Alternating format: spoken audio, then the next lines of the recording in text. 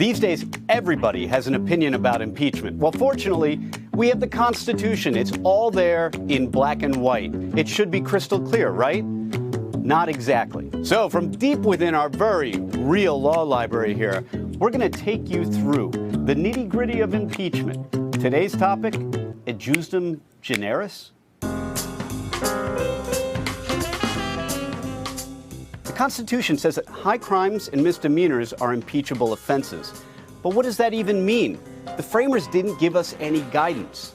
Or did they? There's a legal principle with a weird Latin name. It's called adjustum generis. It basically means that when you have a general term that follows a list of very specific terms, it's understood that that general term relates back to the specific terms. This is a lot easier than it sounds.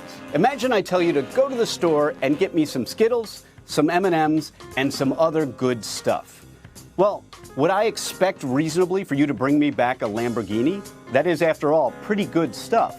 Of course not. You'd expect to bring back something that's similar to Skittles and M&Ms. Good stuff in this case is probably chocolate or some other candy.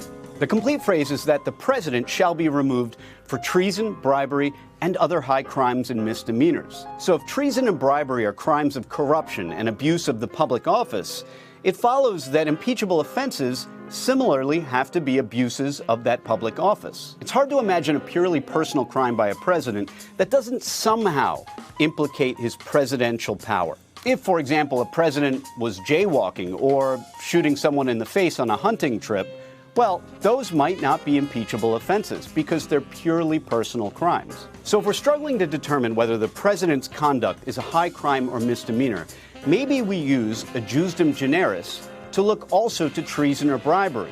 The president's conduct doesn't exactly have to be treason or bribery, but if it's similar enough, then it may be a hint that this is an impeachable offense.